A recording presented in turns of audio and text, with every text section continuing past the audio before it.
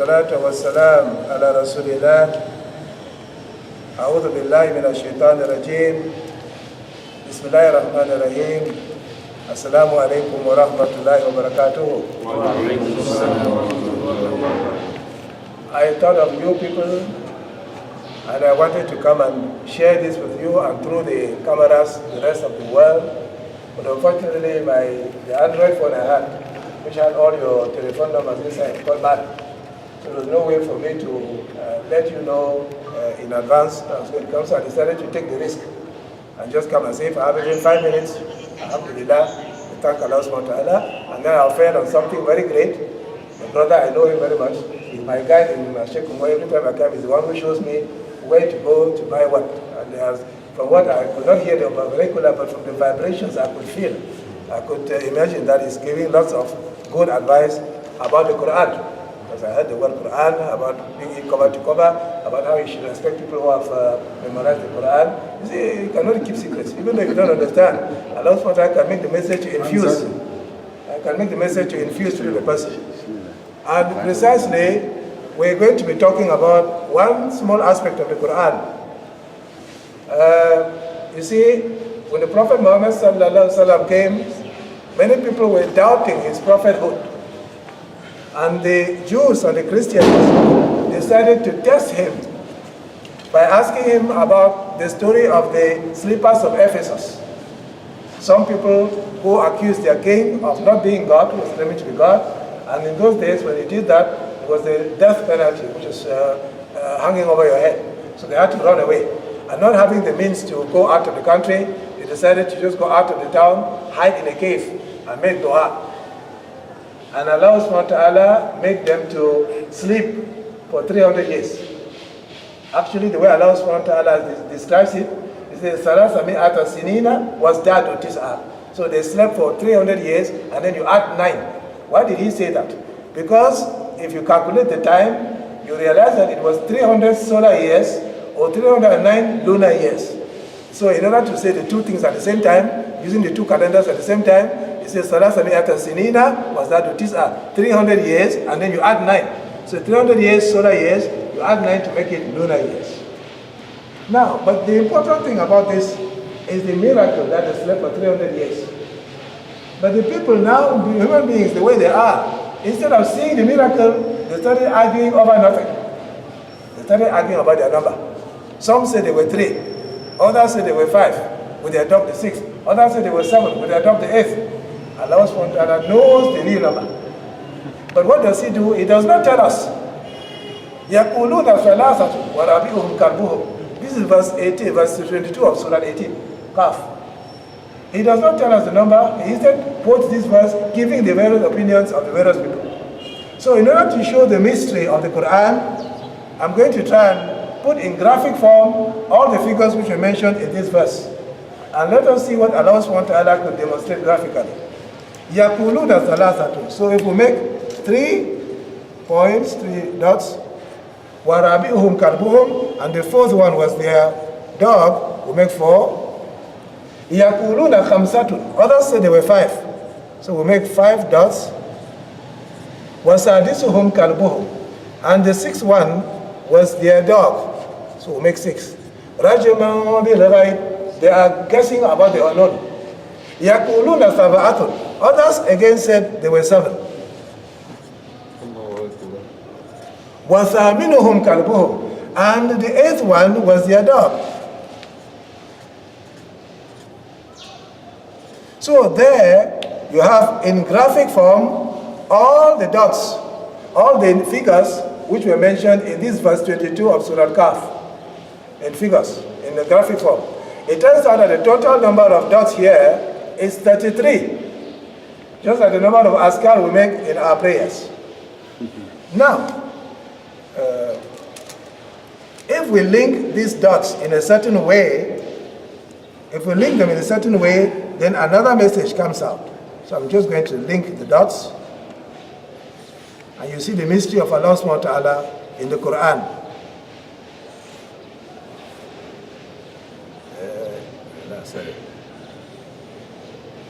Okay. So I'm linking the dots we mentioned.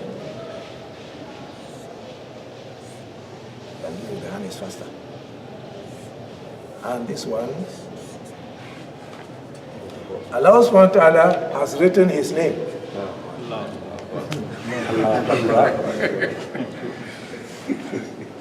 This is Allah in Arabic.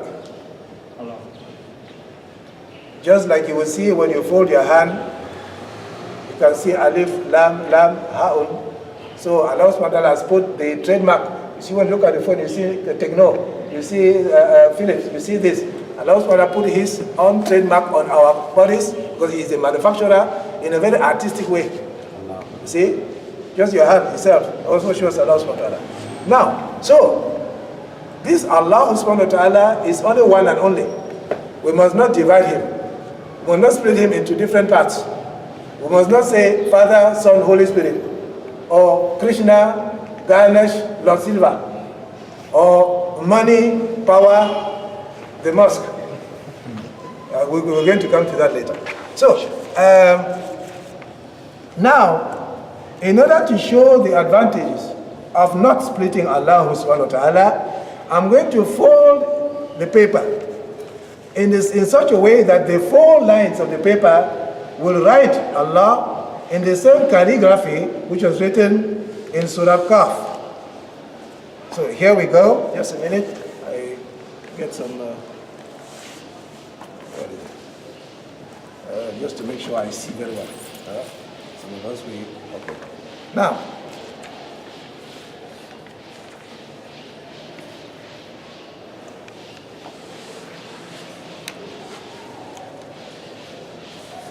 okay, we fold properly, and then I will iron out the fold lines.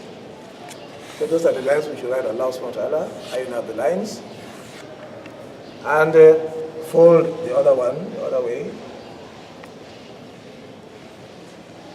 and iron out the lines. Just this is getting fine. Let me change the ones to something which will enable better configuration. Light, okay, good. Make sure I don't make a mistake. Now, I take away the symmetry.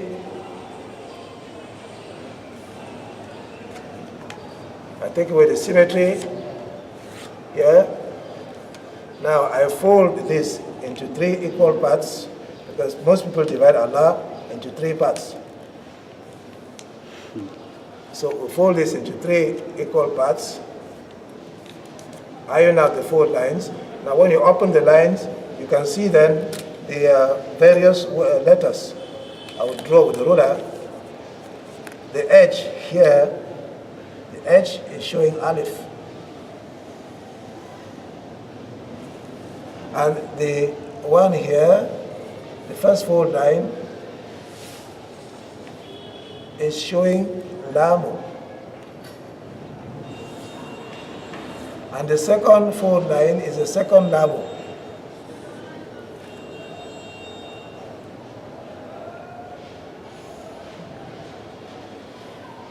And then you have the final edge, which can be folded to make a Ha'un. So you put the shadda here, and you can have, that is Allah, the same type of writing with the big letters in the beginning and the small letters towards the end. But this time done by the 4 lines. Okay, now Allah subhanahu wa ta'ala has written by this is one and indivisible. Qul huwa Allahu ahad. He is one and indivisible. What happens then when you split Allah? We're going to show that by cutting this paper to see what happens when you split Allah subhanahu wa ta'ala.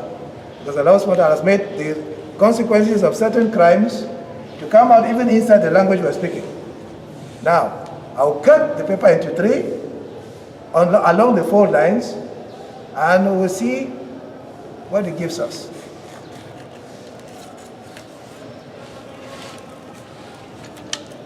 First cut, second cut.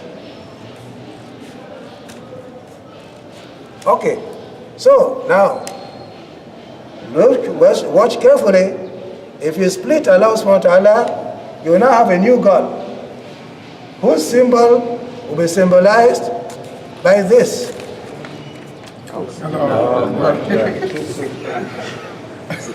That will be your new God.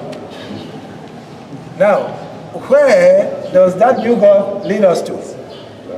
To understand that, I'd like to ask you, what is the most popular language in the world? The most spoken language in the world, what is it? English. Great. It comes before French, it comes before Chinese, it comes before so now, I'm going to, these other papers, pieces and pieces which were made out of the cat, let us see if they can constitute certain things for us. So, here is the cause of the new symbol, and it leads you to a certain place whose name in English can be symbolized by this. Capital letter H, capital letter E,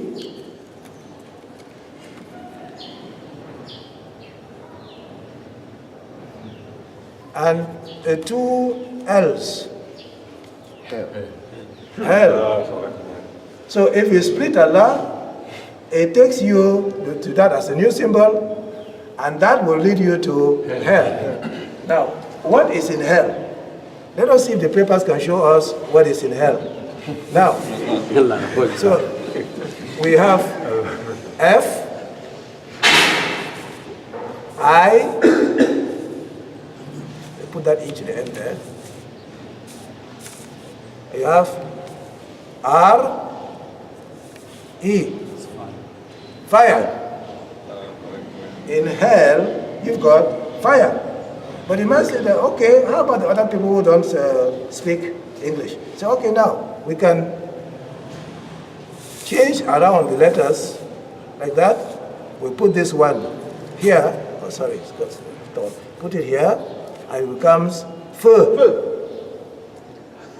which is now, for those who don't speak French, is fire in French. Or we can do it the other way. We can go to some writing which starts from the right. So we have alif with the hamza coming on top of it. Then you have lam. Then you have nunu, the type of nunu which is put inside. Because you have nunu at the beginning, and nunu when it's alone, and when it's inside the word, it's just a kink with a dot on top of it, as you people know. Then you have the rakatain. That means you want to increase the vowel, the length of the vowel. You have an alif which comes after.